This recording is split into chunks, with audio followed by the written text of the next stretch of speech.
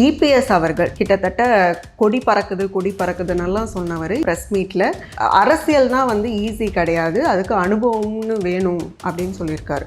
So இந்த விமர்சனங்களுக்கு தாவேகாவோட பதில் என்னவா? அரசியல்ல அனுபவம் வேணும், தவழ்ந்து போய் அவர் எங்கேயும் போய் நிற்கல. உங்களுக்கு என்ன அனுபவம் இருக்குது? மக்களை சந்தித்து நீங்கள் முதல்வராக வந்தீங்களா? இல்லை.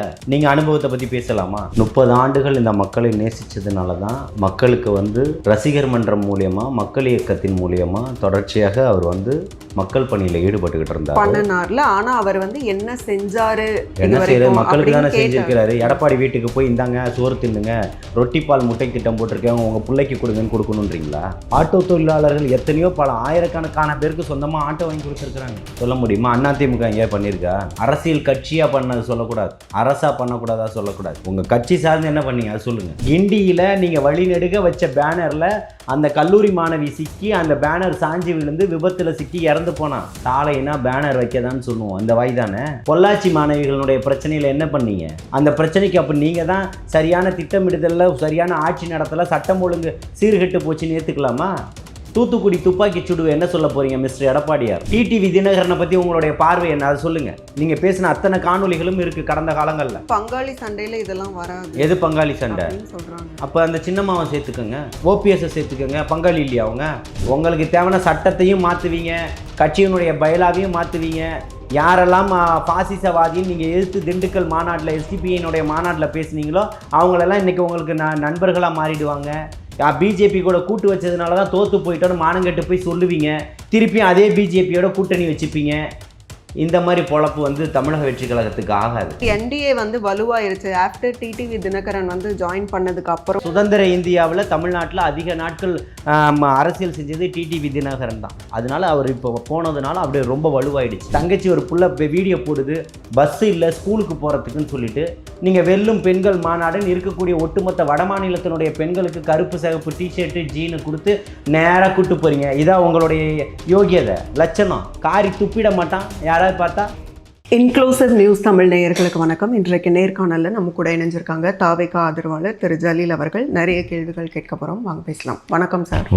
அதாவது இபிஎஸ் அவர்கள் கிட்டத்தட்ட கொடி பறக்குதுன்னெல்லாம் சொன்னவர் இன்னைக்கு வந்து ப்ரெஸ் மீட்டில் பயங்கரமாக டிவிகேவை தாக்கி பேசியிருக்கிறாரு. கிட்டத்தட்ட விஜய் அவர்களுக்கு ஸ்டார்டிங்கில் சப்போர்ட் பண்ணின அவர் இன்றைக்கி என்ன பேசியிருக்கிறாருன்னா 41 பேர் வந்து உயிரிழந்ததுக்கு விஜயுடைய திட்டமிடுதல் இல்லாதது தான் காரணம் அப்படின்னு சொல்லியிருக்கிறாரு.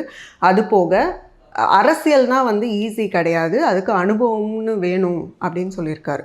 ஸோ இந்த விமர்சனங்களுக்கு தாவேகாவோட பதில் என்னவா இருக்கும்? அரசியலுக்கு வந்து அனுபவம் தேவைன்றது அடிப்படையில் நான் வந்து அதை ஏற்றுக்கிறதுல மாற்று கருத்து கிடையாது.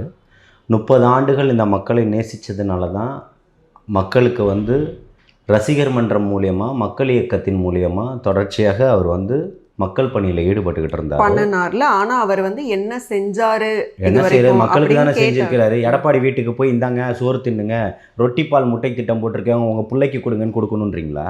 தமிழ்நாடு முழுக்க எல்லாரும் செஞ்சுக்கிட்டு இருக்கிறேன். அவர் என்ன செஞ்சாருன்னா அவர் வந்து இவங்க வீட்டில் வந்து செய்யணுமா? யாருக்கு செய்யணும்? யாரெல்லாம் அங்கே கஷ்டப்படக்கூடிய ஏழை எளிய மக்கள் இருக்காங்களோ அவங்களுக்கு போய் சேர்ந்துக்கிட்டு இருக்கு. வாகனம் ஆட்டோ தொழிலாளர்கள் எத்தனையோ பல ஆயிரக்கணக்கான பேருக்கு சொந்தமாக ஆட்டோ வாங்கி கொடுத்துருக்குறாங்க. சொல்ல முடியுமா? அதிமுக எங்கேயா பண்ணியிருக்கா?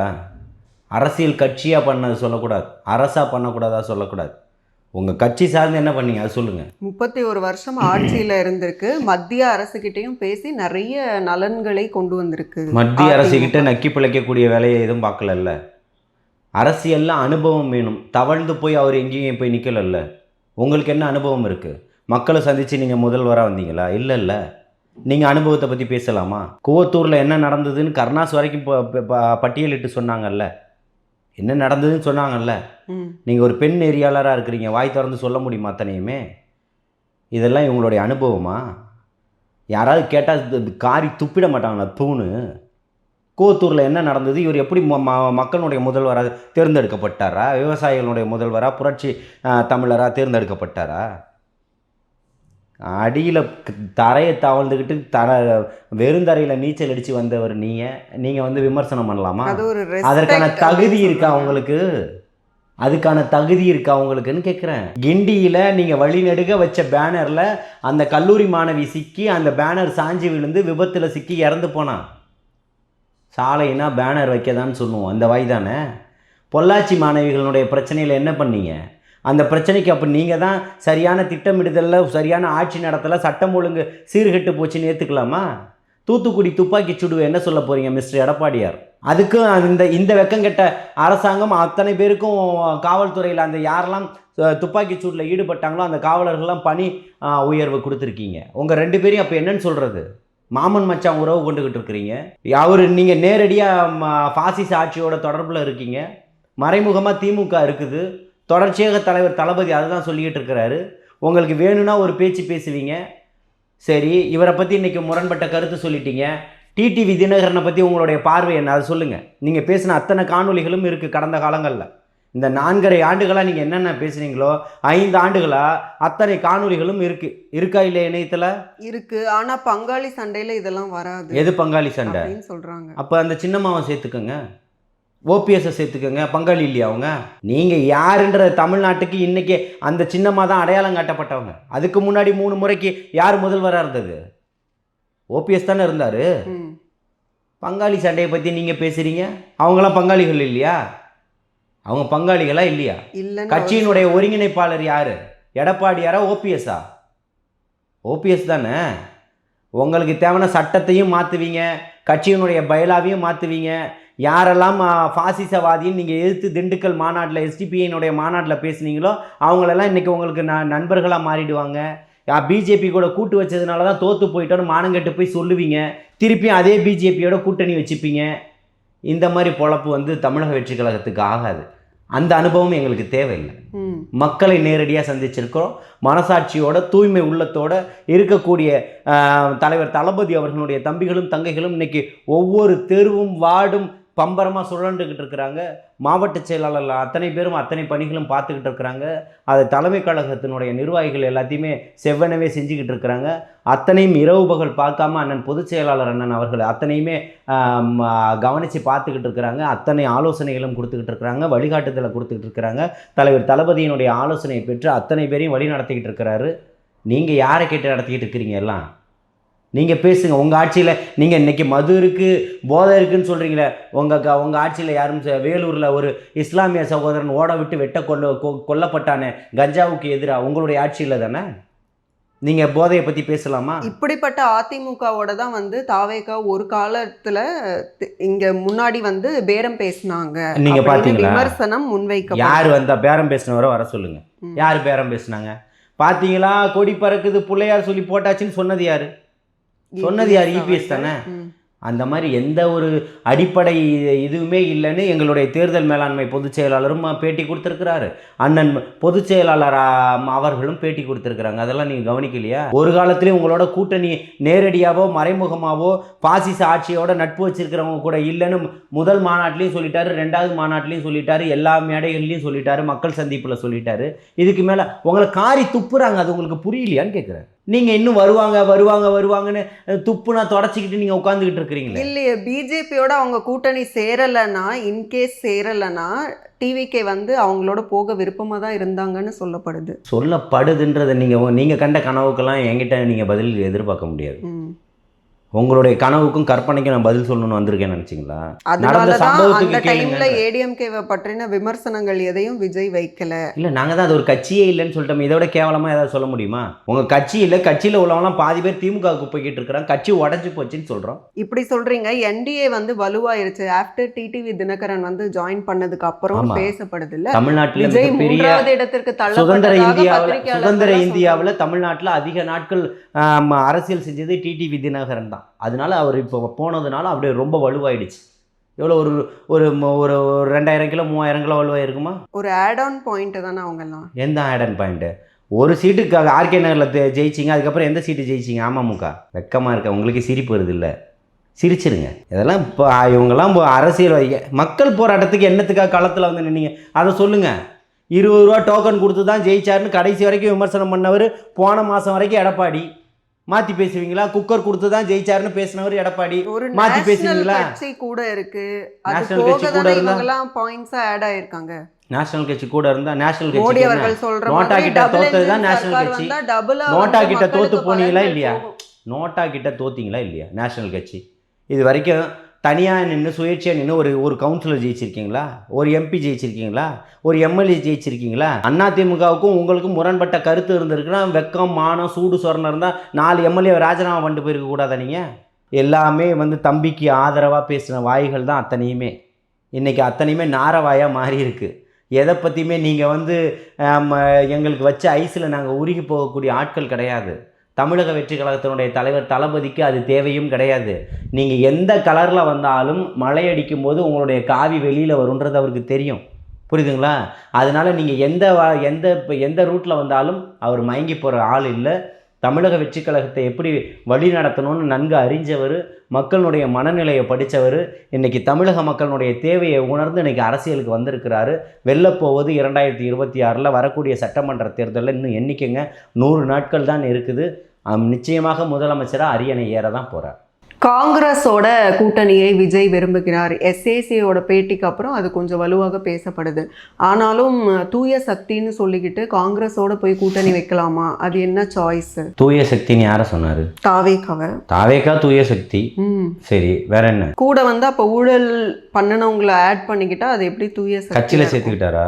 கூட்டணியில சேர்ந்தா கூட சேர்ந்தது தானே. கொள்கை ரீதியான கூட்டணி இருக்கு, அரசியல் கூட்டணி கணக்குகள் இருக்கு. இங்க பாஜகவை பாசிச கட்சியை வந்து ஆர்எஸ்எஸ்னுடைய அடிநாதமாக இருக்கக்கூடிய கட்சியினுடைய அடுத்த முகமாக இருக்கக்கூடிய பிஜேபியை திமுக எந்த விதத்தில் 99 ஏற்றுக்கிட்டு எல்லா அமைச்சரவையிலும் பங்கெடுத்துக்குச்சு? அது திராவிட கட்சியாக இருந்துச்சா? ஊழலை அறவே ஒழிப்பேன் அப்படின்னு சொல்லிட்டு அப்போ மக்கள் கேட்பாங்கள்ல, ஆல்ரெடி ஊழலால் வீழ்ந்த கட்சி காங்கிரஸ், அவங்களோட கூட்டணி வச்சா எப்படி தூய சக்தின்னு கேட்பாங்கள்ல. இல்லை, நல்லா அதாவது இங்கே காமராஜர் ஆட்சி செஞ்சார், ஊழல் ஆட்சி செஞ்சாரா?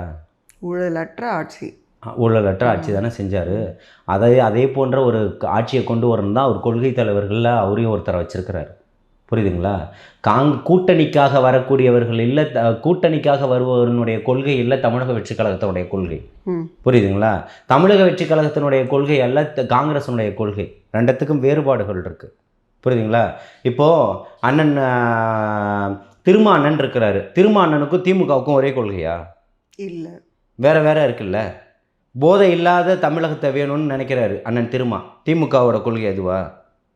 சாராயம் விற்கக்கூடாதுன்னு நினைக்கிறாரு, சாராயத்துக்கு எதிராக மாநாடு நடத்துறாரு. திமுகவுடைய கொள்கை எதுவா?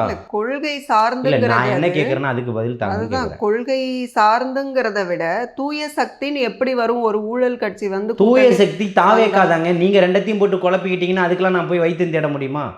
நீங்க தெளிவான மனநிலையில் இருங்க. தாவேக்காக்குள்ள வந்து ராகுல் காந்தி சேர்ந்துக்கிட்டு கட்சியை இணைச்சிட்றாரா? நீங்கள் உங்களுடைய பார்வையே புதுசாக இருக்கு, புரியல எனக்கு. நீங்கள் எந்த பார்வையில் பார்க்குறீங்கன்னு எனக்கு தெரியல. காங்கிரஸ் கூட்டணிக்கு வந்தால் அது ஏற்கனவே ஊழலால் வீழ்ந்த கட்சி, தாவேக்காவோட சேர்ந்தால் அது எப்படி தூய சக்தி அப்படின்னு திமுகவை சார்ந்த சிலர் வந்து கேள்வி எழுப்புறாங்க. திமுக ஊழல் கட்சினா நீங்கள் கூட கூட்டணியில் வச்சுட்டு இன்றைக்கி தொங்கிக்கிட்டு இருக்கிறீங்க, விட்டுட்டு போக வேண்டியதானே? ஏன் பிடிச்சி இழுத்துக்கிட்டு இருக்கிறீங்க? திமுக யோகியமா? திமுக யோகியமான கட்சியா? ஆனால் தாவேக்கா தூய சக்தின்னு சொல்கிறீங்கல்ல. தாவேக்கா தூய சக்தி தான். தாவேக்கா மேலே ஏதாவது இன்னும் அரசியலுக்கே வரல, நீங்கள் என்ன குற்றச்சாட்டு வைக்க முடியும்? தாவேக்கா தூய சக்தி மாற்று கருத்தே இல்லை. திமுக தீய சக்தின்றதை ஒத்துக்கிறீங்களா? காங்கிரஸ் ஊழல் கட்சின்னு சொல்கிறீங்க. 2G ஸ்பெக்ட்ரம் ஊழலில் யார் வந்து பதவி இழந்தது? யாரை தூக்கி உள்ளே கொண்டு போய் போட்டாங்க? செந்தில் பாலாஜியை எத்தனை நாள் உள்ளே வச்சுருந்தீங்க? இன்றைக்கி ஏவா வயலினுடைய நிலைமை என்ன? ஜெகத் ரட்சகனுடைய நிலைமை என்ன? துரைமுருகனுடைய நிலைமை என்ன? அவருடைய மகன் கதிரானந்தனுடைய நிலைமை என்ன? இருக்கக்கூடிய அத்தனை அமைச்சர்களுடைய நிலைமை என்ன? அதெல்லாம் பதில் சொல்லுவாங்களா? நீங்களாம் தூய சக்தி. அப்போ காங்கிரஸ் ஊழல் கட்சி ஏன் கூட்டணியில் வச்சுருக்கீங்க? இந்தியா கூட்டணியை நாங்கள் தான் தாங்கி பிடிச்சிக்கிட்டு இருக்கிறோம். அவங்களுக்கு மன்றத்துக்கு 4 பூத்துக்கு 4 பேர் கூட இல்லை போடுறதுக்கு ஏன் வச்சுருக்கீங்க? ஏன் வச்சிக்க வேண்டிய அவசியம் என்னங்க? அதுக்கு பதில் இருக்கா? இருக்க ஒட்டுமொத்த நாட்டையும் தமிழகத்தினுடைய வளத்தையும் கனிம வளங்களையும் சுரண்டி உறிஞ்சு குடிச்சு தின்னுட்டு மொத்த உருவமாக திமுக நிற்கிது. இதோ நேற்று ஒரு என் தங்கச்சி ஒரு புள்ள வீடியோ போடுது, பஸ்ஸு இல்லை ஸ்கூலுக்கு போகிறதுக்குன்னு சொல்லிட்டு. நீங்கள் வெல்லும் பெண்கள் மாநாடுன்னு இருக்கக்கூடிய ஒட்டுமொத்த வட மாநிலத்தினுடைய பெண்களுக்கு கருப்பு சிகப்பு டிஷர்ட்டு ஜீனு கொடுத்து நேராக கூட்டு போகிறீங்க. இதான் உங்களுடைய யோகியதை லட்சணம். காரி துப்பிட மாட்டான் யாராவது பார்த்தா? நார்த் இந்தியாவிலேருந்து கூலி தொழிலாளிகளாக வந்தவங்க தான் வெல்லும் பெண்கள் மாநாடை வந்து சிறப்பிக்க வந்தவர்களா? அதில் ஒரு அம்மா டப்பாவில் சுட சுட biryani, water bottle, biscuit packet கொடுத்துருக்காங்கல்ல. எதுக்கு? எதுவுமே இல்லாமல் தன்னெழுச்சியாக வந்து நிற்கக்கூடிய கூட்டம் தாங்க தமிழக வெற்றி கழகத்தினுடைய கூட்டம். அத்தனை அரசு பஸ்ஸுகளையும் கொண்டு போய் வச்சு பல கோடிகளை கொண்டு போய் செலவு பண்ணி கூடக்கூடிய கூட்டம் அல்ல. தமிழக வெற்றி கழகத்தினுடைய சார்பாக இது வரைக்கும் என்ன தண்ணி பாட்டில் தான் கொடுத்துருப்பாங்க கூடக்கூடிய கூட்டங்களில். வேறு என்ன கொடுத்துருப்பாங்க? உங்களை மாதிரி சிகப்பு கம்பளம் விரித்து எல்லாத்துக்கும் சேர் போட்டு ஆள் வராதது நேற்று நடந்திருக்கு. கனிமொழி அவர்கள் தேர்தல் ஆலோசனை கூட்டம் நடத்தியிருக்கிறாங்க. 4 பேர். ஆதாரம் காட்டவா? வீடியோ காட்டவா? நம்ம அக்கா கனிமொழி தலைமையில சிறப்பா 4 பேர் பங்கேற்ற கருத்து கேட்பு கூட்டம் ஒண்ணு நடைபெற்றிருக்கு. அடுத்த வீடியோவையும் பார்த்துருங்க. அப்படியே பள்ளி மாணவர்கள் போராட்டம் நடத்திட்டு இருக்காங்க சாலையில் உட்காந்து.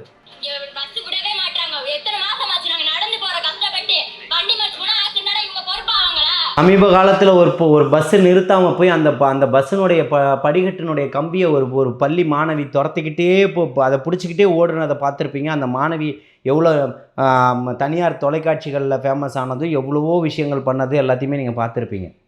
பார்த்தீங்கல்ல? அந்த மாதிரியெல்லாம் இருக்க உங்களுடைய ஆட்சியினுடைய அவலம். இப்படி பிரியாணியை போடுறோம், இதை போடுறோன்றதுக்கு உங்களை நீங்களே ஏமாற்றிக்கிட்டு தான் இருக்கீங்க. அதில் ஒன்றும் மாற்று கருத்து கிடையாது. தமிழக மக்கள் இன்றைக்கி ஒரு தெளிவான ஒரு முடிவை எடுத்துட்டாங்க. இதையெல்லாம் பண்ணி மக்களை ஏன் வஞ்சிக்கிறீங்கன்னு கேட்குறேன். மிக்க நன்றி. உங்களுடைய நேரத்துக்கும் கருத்துக்களுக்கும் மீண்டும் இன்னொரு சந்தர்ப்பத்தில் பேசலாம். நன்றி. வாழ்த்துக்கள்.